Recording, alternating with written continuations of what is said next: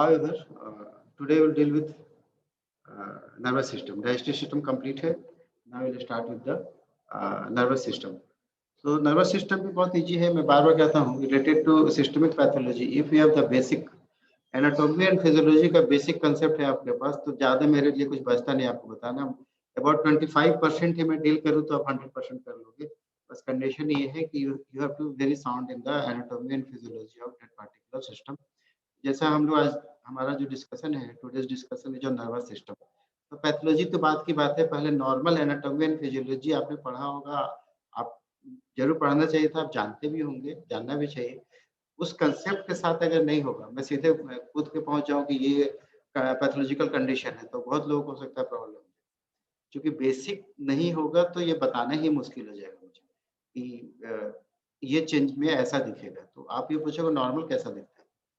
अब नॉर्मल में कैसा दिखता है तो तभी जानेंगे ना जब नॉर्मल कैसा दिखता है. यानी इन नटसेल ये है कि you have to be very sound in the anatomy and physiology of that particular system before you are going to understand the pathology. abnormal condition के लिए नॉर्मल जानना जरूरी है. तो इन टुडेज क्लास जैसा कि नर्वस सिस्टम है हमारा topic, so anybody of you can कुछ उस पे can throw light on the nervous system regarding anatomy. Basically anatomy physiology तो चलो फिर भी थोड़ा कम जाना चलेगा.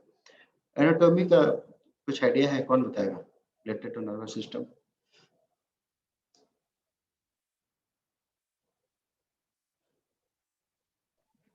स्नेहा बोलिए.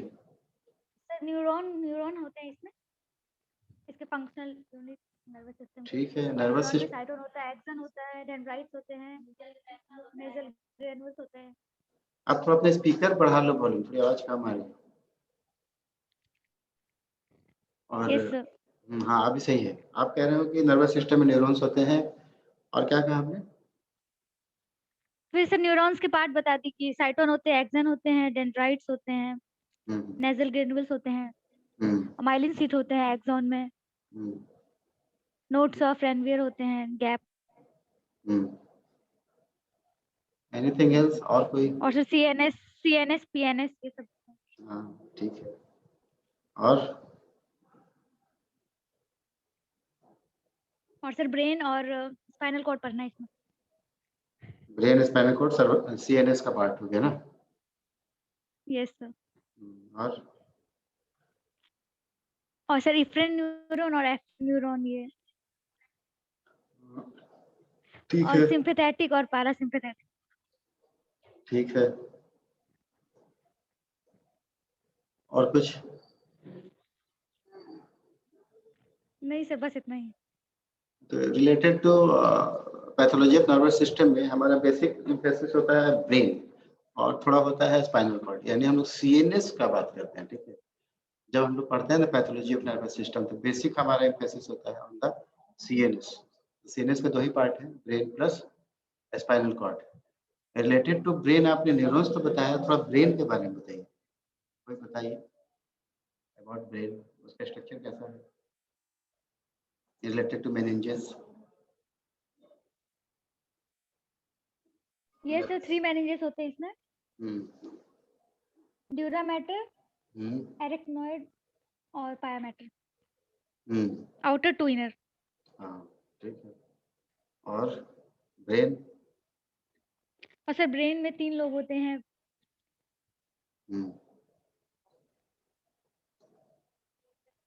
Fore brain, mid brain, hind brain. Ventricles का आइडिया है आपको? यस सर, 4 वेंट्रिकल्स होते हैं. बताइए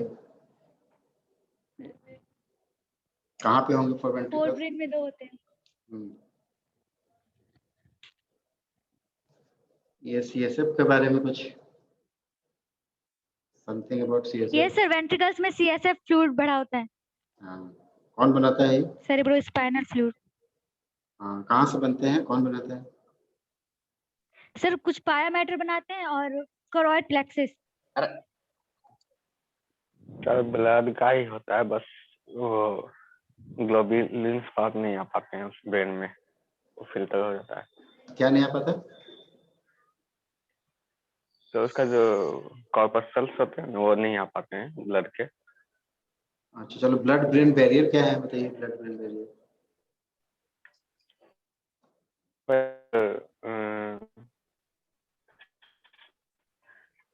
वेंट्रिकल के बीच में मतलब वो ब्लड को नहीं आनता है ब्रेन में, उसको फिल्टर करता है, उसके बस वाटर कंटेंट को आनता है और कुछ इलेक्ट्रोलाइट्स को। और कोई कुछ जोड़ेंगे क्या इसमें? Anybody?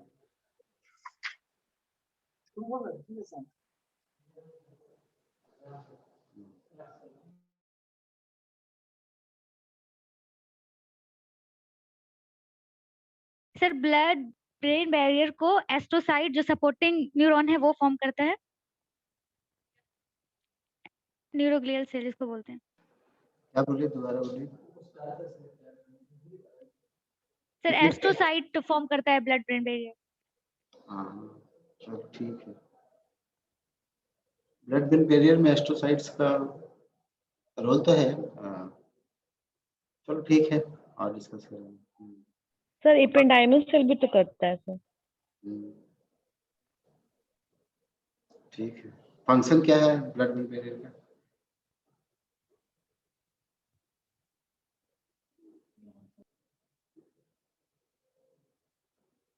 हाउएवर ठीक है, विद दिस बैकग्राउंड इतना अगर मैक्सिमम लोग इतना भी डिस्कस कर सकते हो तो अच्छा है। मुझे लगता है मैक्सिमम जानते भी होंगे, भले ही इंटरेक्ट नहीं करें। तो मैं जैसा कह रहा था कि basically we deal with the central nervous system, brain plus spinal cord. ठीक है, ब्रेन में जो इम्पोर्टेंट पार्ट है, जो इम्पोर्टेंट बातें हैं, एक तो रिलेटेड टू मेनिंजेस है, दूसरा ब्रेन खुद ही है। ठीक है, और सेम कंडीशन वहाँ पे मेनिंजेस है और स्पाइनल कॉर्ड है आपका। ठीक है, तो स्पाइनल कॉर्ड कुछ भी नहीं है, एक्सटेंशन ऑफ मेडुला ऑब्लंगाटा है in the spinal, in the vertebral column. ठीक, और जो चेंजेस हैं, जो पैथोलॉजिकल कंडीशन है, कुछ होंगे कंजेनिटल बाय बर्थ होंगे, कुछ एक्वायर्ड होंगे जो बाद में होंगे, कुछ ब्रेन के होंगे, कुछ मेनिंजेस के होंगे। बेसिकली ये दो पढ़ते हैं, फिर स्पाइनल कॉर्ड के कुछ होंगे, कुछ ट्रॉमेटिक इंजरी हो सकता है, कुछ नर्वस सिस्टम के अपने रिएक्शंस हो सकते हैं अगेंस्ट एनी इरिटेंट, कोई भी इरिटेंट हो जाए, irrespective of the irritant nervous system कुछ खास तरह से रिएक्ट करता है।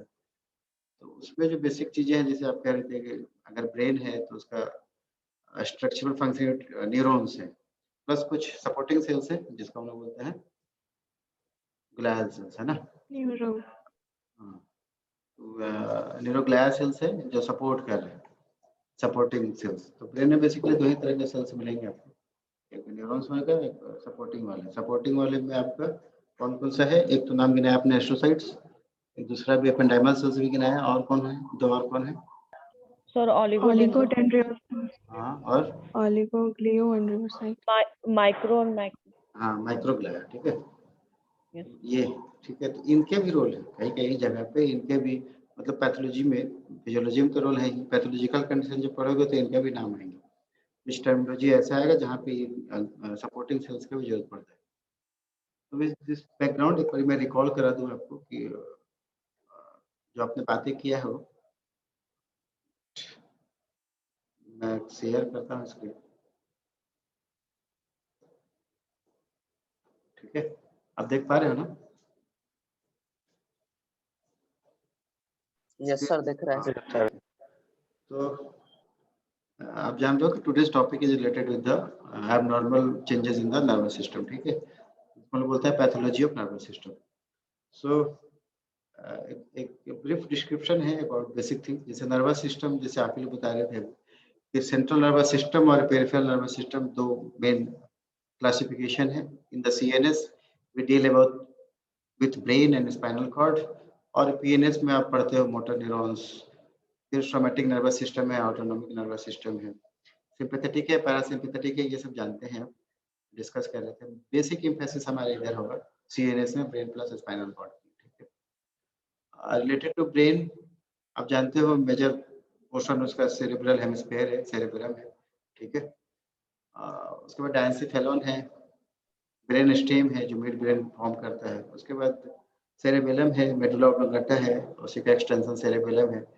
ये बड़ा बेसिक चीजें हैं, सब आपको पता ही होगा। ये बड़ा सा जो सल्काई गहराई वाला दिख रहा है, जैसे बहुत सारे सल्काई गहराई दिख रहे हैं, वो है आपके सेरेब्रल हेमिस्फीयर, पीछे सेरेबेलम है। ठीक है, इस डायग्राम में हाइपोथैलेमस थैलेमस दिख रहा है आपको, जिसको डायंसिफेलम जो फॉर्म करते हैं।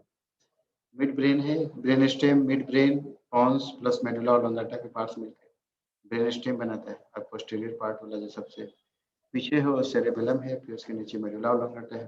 ठीक है, ये एक्सटेंड करके चला जाता है आपका वर्टिकल कॉलम में एज स्पाइनल कॉर्ड। तो ये बड़ा बेसिक चीज है, आप जानते हैं इन चीजों को। ठीक है, ह्यूमन मेडिसिन में जब पैथोलॉजी ऑफ नर्वस सिस्टम पढ़ते हैं तो बहुत डीप स्टडी करते हैं। इवन जो सल्काई गहराई का जो अमाउंट है, कितने सल्काई होने चाहिए, उससे बहुत ज़्यादा हो जाए, उससे बहुत कम हो जाए, हर चीज़ पे उनका एम्फेसिस होता है, बहुत डिटेल स्टडी करते हैं। लेकिन वेटनरी साइंस में इतना डिटेल स्टडी की हम लोग करते नहीं, मतलब यूजी में तो आर्टिस्ट नहीं करते, बहुत ही सुपरफिशियल बातें करते हैं। जो कॉमन टर्मिनोलॉजी बार बार आपको मिलता है फील्ड में, क्लिनिक्स में, प्रैक्टिस में, उस टर्मिनोलॉजी पे ज़्यादा एम्फेसिस होता है। ये बहुत बड़ा चैप्टर इस लिहाज से नहीं है। ठीक है, नर्वस सिस्टम का बहुत डीप स्टडी वेटनरी साइंस में यूजी में हम लोग नहीं करते। ठीक है, तो उसी हिसाब से थोड़ा बहुत बातें करेंगे। Related to structure of brain, ये सब जानते हो कि 4 लोब्स होते हैं। सेरेब्रल हेमिस्फीयर के 4 लोब्स हैं। फ्रंटल लोब है, टेम्पोरल लोब है, पैराइटल लोब है, ऑसिपिटल लोब है। ठीक है, जानते हैं। ये थोड़ा सा देख लो अच्छा फोटोग्राफ से समझने के लिए। ये जैसे स्कल है, स्कल को उसने काट के हटाया है ताकि एक एक चीज को आप देख सको। सबसे ऊपर स्किन होंगे, हेयर है, जो सर है आपका। ठीक है, उसके नीचे बोन का पार्ट उसका ऊपर का एरिया होगा, तो मतलब बोन जो होगा वो ऑस्टियम है, उसके सराउंडिंग जो होगा पेरियोस्टियम होगा। स्किन के नीचे पेरियोस्टियम, फिर ये बोन जिसको क्रेनियल बोन बोलते हो। ठीक है, उसके नीचे बोन के ऊपर नीचे का जो एरिया होगा पेरियोस्टियल एरिया होगा। ठीक है, ऊपर भी पेरियोस्टियम, नीचे भी पेरियोस्टियम। उसके नीचे आओगे तो एडिशनल प्रोटेक्शन है ब्रेन को in the name of meninges. ठीक है, मेनिंजेस होते हैं, और ये भी आप जानते हो कि 3 लेयर होता है मेनिंजेस का। डेरामीटर जो बहुत टफ है, उसके नीचे एरेक्नॉइड है, फिर फाइनली पैरामीटर है। ठीक है, उसके नीचे ब्रेन के पार्ट्स हैं। ठीक, ये जिनको नहीं पता वो अच्छा से देख लो। ये जो मेनिंजेस है वो मेरे लिए इंपॉर्टेंट है। मेनिंजेस का सबसे ऊपर का जो पार्ट है वो डेरामीटर है। डेरामीटर के नीचे एक स्पेस होता है पैरानाइड, एरेक्नॉइड और डेरामीटर के बीच में एक स्पेस है जिसको बोलते हैं सबड्यूरल स्पेस। उसी तरीके से एरेक्नॉइड के नीचे पैरामीटर है, पैरामीटर और एरेक्नॉइड के बीच का जो स्पेस है वो सब एरेक्नॉइड स्पेस है। आपके लिए मुझसे कोई कह रहे थे कि उसमें सीएसएफ भी पाया जाता है। ठीक है, तो सीएसएफ के लिए भी इम्पोर्टेंट है ये, और ये स्पेस वैसे भी इम्पोर्टेंट है। ठीक है, अब जब कोई ब्लड वेसल्स इंटर करेगा इनसाइड द ब्रेन, जब कोई ब्लड वेसल्स इंटर करेगा इनसाइड द ब्रेन, तो यहाँ के जो ब्लड वेसल्स होते हैं, ब्रेन के जो ब्लड वेसल्स होते हैं और डिफरेंट पार्ट्स ऑफ के जो ब्लड है, ब्लड वेसल्स उससे थोड़ा सा डिफरेंट हो। एक चीज जो हम हमेशा कहते हैं कि वेन वेन में वाल्व्स होने चाहिए। क्यों होना चाहिए कि वो यूनिडायरेक्शनल मूवमेंट होना चाहिए ब्लड का, ग्रेविटी की तरफ नीचे नहीं आ जाए, उसको रोकने के लिए। लेकिन ब्रेन तो खुद ही ऊपर है, तो उसका तो आना ही हार्ट की तरफ है, हार्ट से तो ऊपर है, ब्रेन तो ऊपर का हिस्सा है, तो उसको ब्लड को नीचे ही आना है। इसका मतलब वाल्व की जरूरत है नहीं। तो ब्रेन में वाल्व, ब्रेन के वेन में वाल्व नहीं होते। ठीक है, ये आपको जानना चाहिए। प्लस यहाँ का जो ब्लड वेसल्स के जो सेल्स होते हैं, एंडोथेलियल सेल्स, उसके जो अटैचमेंट होते हैं, तो इस कंडीशन में ब्रेन के कंडीशन में जो एंडोथेलियल गैप जंक्शन होता है वो बहुत ही टाइटली क्लोज्ड होता है, एक स्ट्रॉन्ग बैरियर की तरह बनता है। जितना और जगह पे जितना स्पेस होता है in between the endothelial cells communication के लिए, इतना इसमें नहीं होता, कम होता है। ठीक है, ब्लड बैरियर, ब्रेन बैरियर का एक इम्पॉर्टेंट पार्ट ये भी है, एक वजह ये भी है कि इसके एंडोथेलियल सेल्स एक दूसरे के बहुत करीब होते हैं। ठीक है, तो इसके वजह से बहुत सारी चीजें क्रॉस नहीं कर पाएगा ब्रेन में। लेकिन जैसे अल्कोहल है या एनेस्थेशिया है या कुछ ड्रग्स हैं, सारे ड्रग्स नहीं, कुछ ड्रग्स है, ऐसे चीजें बड़ा आसानी से क्रॉस कर जाते हैं। इवन कुछ वायरसेस, कुछ बैक्टीरिया, हर बैक्टीरिया नहीं क्रॉस करेगा, हर वायरस भी क्रॉस नहीं करेगा, लेकिन फिर भी बहुत सारे वायरसेस, बहुत सारे बैक्टीरिया क्रॉस कर जाते हैं। ये बैरियर ऐसा है कि एकदम कंप्लीट बैरियर की तरह नहीं है, कुछ ऐसे चीजों को भी अलाउ कर देता है ये जो नहीं करना चाहिए इसको। ठीक है, रिगार्डिंग मेनिंजेस जो हम लोग बातें कर रहे थे, ये कवरिंग है सीएनएस का, ब्रेन में भी होता है, स्पाइनल कॉर्ड में भी होता है। डेरामीटर है, पैरामीटर है, एरेक्नॉइड है। आपने देखा कि डेरामीटर क्रेनियल बोन्स के करीब एकदम चिपका हुआ है, सबसे ऊपर का पार्ट हो गया। उसके बाद पायामीटर है, सॉरी ये भी जो पायामीटर है बिल्कुल ब्रेन से चिपका हुआ रहता है। ड्यूरामीटर क्रेनियल बोन से जैसे सटा हुआ है, वैसे ही पायामीटर ब्रेन से लगा हुआ है। और इन बिटवीन होते हैं एरेक्नॉइड, और एरेक्नॉइड के नीचे के स्पेस को सब एरेक्नॉइड स्पेस बोलते हैं। इसमें फिर से देख सकते हो एपिड्यूरल स्पेस ड्यूरामीटर और क्रेनियल बोन्स के बीच का, ड्यूरामीटर का ऊपर का स्पेस एपिड्यूरल स्पेस, सब ड्यूरल स्पेस ड्यूरामीटर के नीचे का, यानी इन between the dura mater and arachnoid, और सब एरेक्नॉइड स्पेस मतलब इन between the arachnoid and pia mater. इस स्पेस में भरा होता है सीएसएफ। इसमें बहुत सारा ब्लड सप्लाई होता है, containing the blood vessels supplying brain. तो सब arachnoid space important. Meninges dura mater बहुत टफ होता है, एरेक्नॉइड स्पाइडर जैसे ब्लड वेसल्स होते हैं, बड़ा वेव लाइक स्ट्रक्चर होता है। उसके बाद पैरामीटर ये आपने देखी नहीं, ठीक है, रिपीटिशन। तो मैं क्या कह रहा था कि ब्लड वेसल्स और ब्रेन की कुछ खास बातें हैं, कुछ फीचर्स हैं, जैसे कि arterioles and venules are very thin what divide up elastic and muscular tissue. मतलब आर्टेरियल्स में भी इलास्टिक टिश्यू नहीं होता है, यूजुअली आपको पता है कि वेन्स में नहीं होते, वेन्स में इलास्टिक टिश्यू नहीं होता, आर्टरीज में होते हैं, लेकिन ये दोनों ही थिन वॉल है, आर्टरी भी वेन्स भी, और इलास्टिक टिश्यू नहीं होता, वाल्व्स नहीं होते, ठीक है, वाल्व्स नहीं होते। और सबसे इंपॉर्टेंट बात यह है कि the blood vessels acquire a meningothelial sheath as they pass through the subarachnoid space and a second outer sheath derived from the pyometer. So a perivascular space is formed between these sheath. उसी को बोलते हैं विर्को Robin space. ये important है pathology में, इसकी जरूरत पड़ेगी आपको। क्या कह रहे हैं कि जब ब्लड वेसल्स क्रॉस करता है, मतलब ब्रेन की तरफ जाता है, तो फाइनली उसके पास दो लेयर आ जाता है, ठीक है, एक मेनिंजोथेलियल शीथ और एक शीथ होता है बाय द पायामीटर। तो दो शीथ होंगे, तो उस दो शीथ की वजह से उसमें एक स्पेस बन जाता है, उस स्पेस को बोलते हैं विर्को रोबिन स्पेस, ठीक है, या पेरीवैस्कुलर स्पेस। और रिलेटेड टू पैथोलॉजी, जब भी कोई वायरल इन्फेक्शन होता है, एक टर्म बार बार आएगा, पेरीवैस्कुलर कपिंग। पेरीवैस्कुलर कपिंग, कपिंग का मतलब होता है एक्युमुलेशन, पेरीवैस्कुलर मतलब सराउंडिंग द ब्लड वेसल। ये जो स्पेस है ना, स्पेस ऑफ विर्को रोबिन, उसमें बहुत सारा लिम्फोसाइट्स बेसिकली एक्युमुलेट हो जाता है, लिम्फोसाइट्स का एक्युमुलेशन हो जाता है surrounding the blood vessels in the space of Virchow Robin space. तो ये टर्म आएगा आपको बार बार, ठीक है। It is in this space that the cells accumulate and give rise to perivascular cuffing. ये बहुत इंपॉर्टेंट टर्म है, इवन शॉर्ट नोट में भी आ सकता है आपको, है ना, पेरीवैस्कुलर कपिंग। क्या है पेरी मतलब सराउंडिंग, वैस्कुलर मतलब ब्लड वेसल्स, कपिंग मतलब एक्युमुलेशन। किसका एक्युमुलेशन? तो बेसिकली ये एक्युमुलेशन है लिम्फोसाइट्स का, इन्फिल्ट्रेटिव सेल्स का, ठीक है। कहाँ पे होता है? तो जिस स्पेस पे होता है उसको बोलते हैं विर्को रोबिन स्पेस, ठीक है। तो सेल्स वेरी हो सकते हैं, depending on the nature of pathogens the cells vary, लेकिन अब ज्यादातर केसेस में आपको लिम्फोसाइट्स का एक्युमुलेशन होता है, लिम्फोसाइटिक मेनिंजाइटिस, इस तरह का टर्म देखने को मिलेगा, लिम्फोसाइटिक मेनिंजाइटिस, ठीक है। तो ये इंपॉर्टेंट टर्म है पेरीवैस्कुलर का, इंटरव्यू के लिहाज से भी, वाइवा के लिहाज से भी, और एग्जामिनेशन पॉइंट के लिहाज से भी।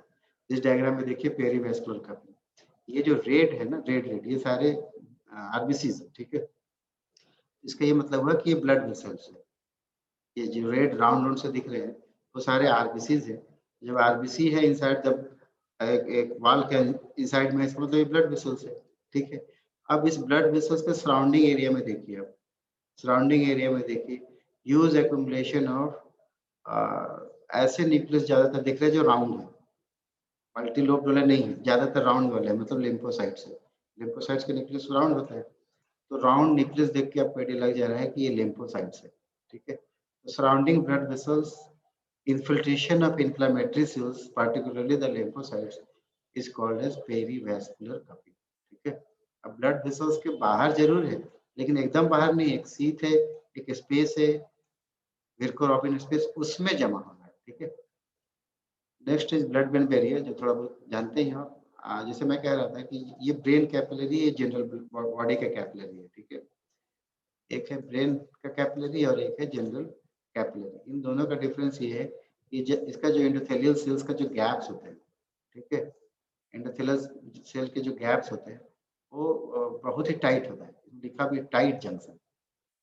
इसमें देखिए वेसिकुलर ट्रांसपोर्ट, यहाँ ट्रांसपोर्टेशन के आपको थोड़ा सा आइडिया हो तो इवन जो ट्रांसपोर्टेशन होता है ब्लड वेसल से बाहर, वो हमेशा in between the endothelial cell से नहीं होगा, ट्रांससाइटोसिस भी होता है।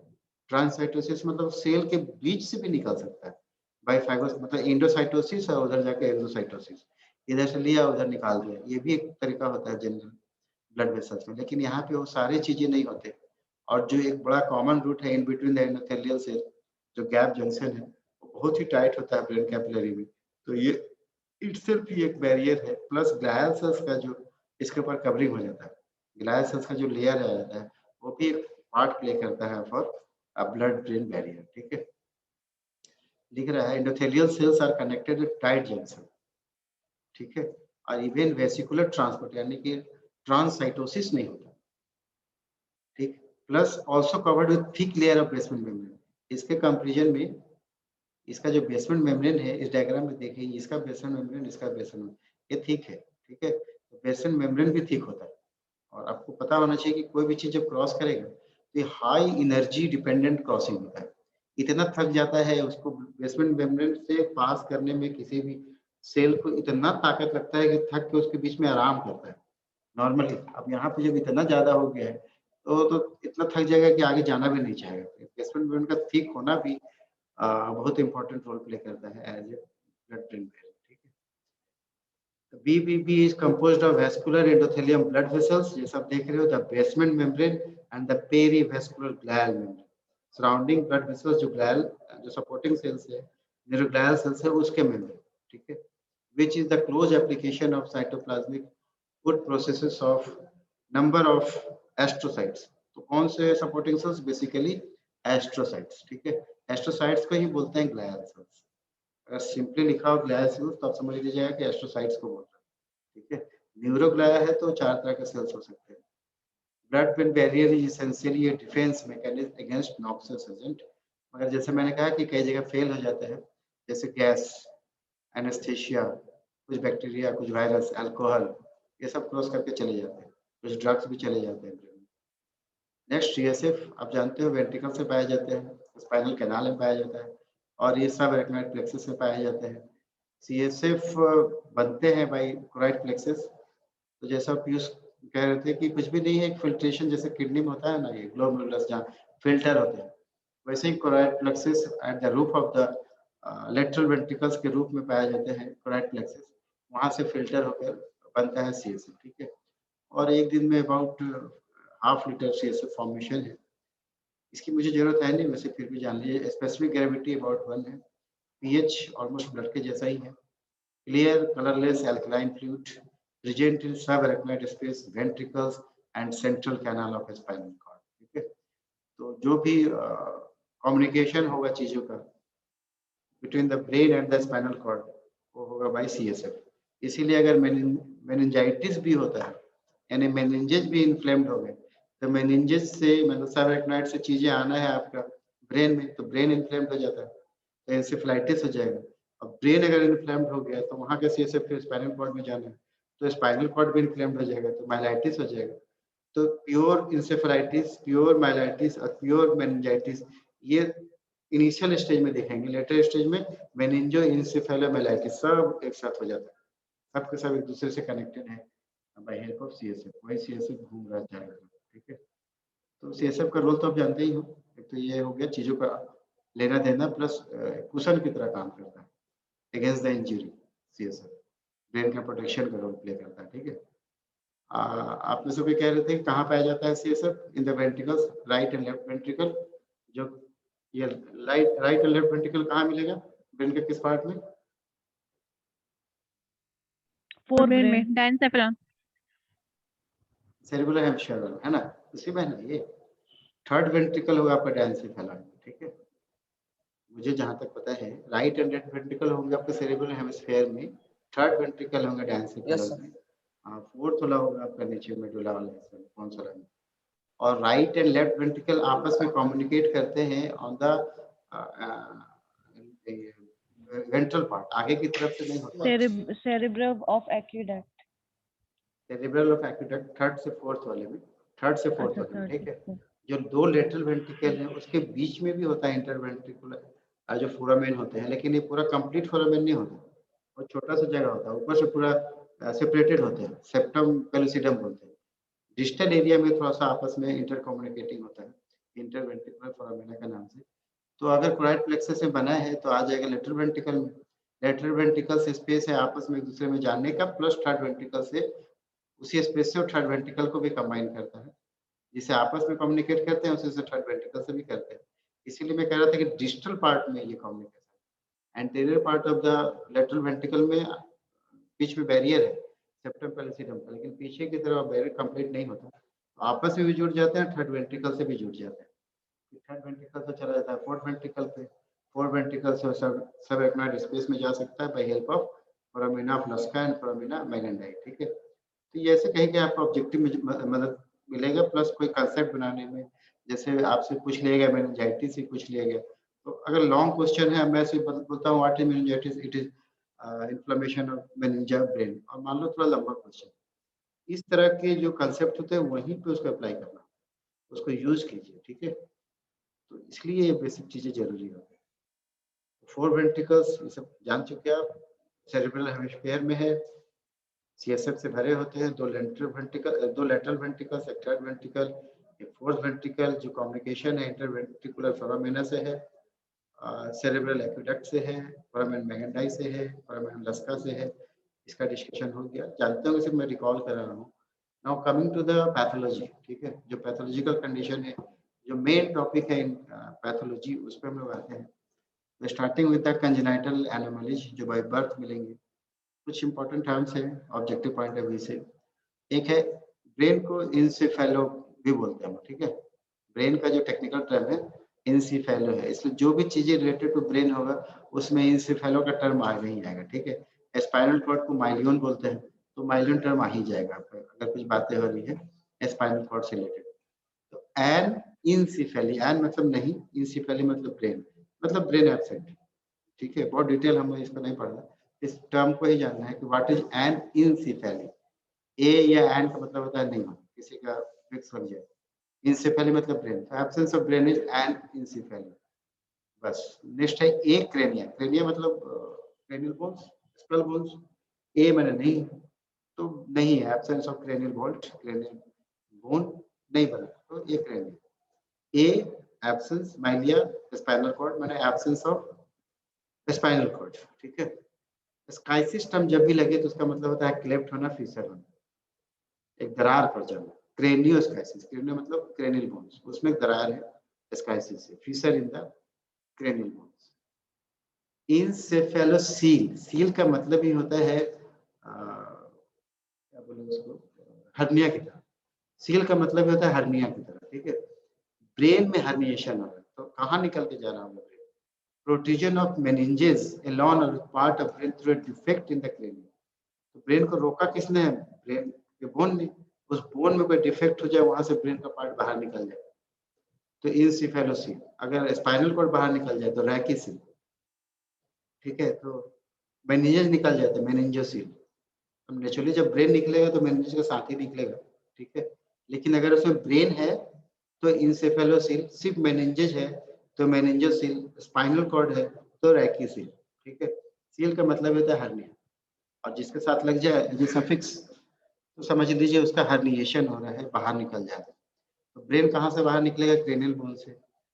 स्पाइनल कॉर्ड कहाँ से बाहर निकलेगा? वर्टिब्रल, जो वर्टिब्रा है उसके बीच से। कहीं पे डिफेक्ट रह गया तो वर्टिब्रा के बीच का ऊपर एक दूसरे के करीब नहीं आ पाया, वहाँ स्पेस बन गया तो बाहर निकल आएगा। तो सिंपल है, मान लीजिए 2-4 लाइन लिखना ही पड़ेगी अदर देन डेफिनेशन, आप इसको फ्रेम कर सकते हो, लिख सकते हो, ठीक है। माइक्रो स्मॉल सिफेली मतलब ब्रेन स्मॉल छोटा हो गया, माइक्रो इंसिफेली, ठीक है। ब्रेन छोटा हो गया तो माइक्रो इंसिफेली। अभी 1 मिनट बचा हुआ है मेरे पास, और माइक्रो इंसिफेली सर क्या है? पीपीटी ग्रुप में भेज दीजिएगा। हाँ, पीपीटी शेयर कर दूंगा। और मेनिंजोसील यही मैंने बता दिया आपको, rachicele hernia of spinal cord. Rachic term भी डिनोट करता है स्पाइनल कॉर्ड को, ठीक है। स्पाइना बाइफिडा, बाइफिडा मतलब दो हिस्से में बढ़ जाना, ठीक है, दो हिस्से में बढ़ जाना ब्रेन का। ये क्यों होगा, सॉरी स्पाइनल कॉर्ड का क्यों होगा, due to some defect in the vertebra, जो वर्टिब्रल बोन है उसमें कुछ डिफेक्ट होने से स्पाइना बाइफिडा दो पार्ट में बढ़ जाएगी। तो ऊपर के जितने टर्म्स थे और ऑब्जेक्टिव पॉइंट ऑफ व्यू वो इम्पोर्टेंट थे। Next coming to inflammation, inflammation में ये सारे ही टर्म्स इंपॉर्टेंट। इंसेफेलाइटिस अलग से पढ़ने की जरूरत नहीं है, एकदम आप बता सकते हो।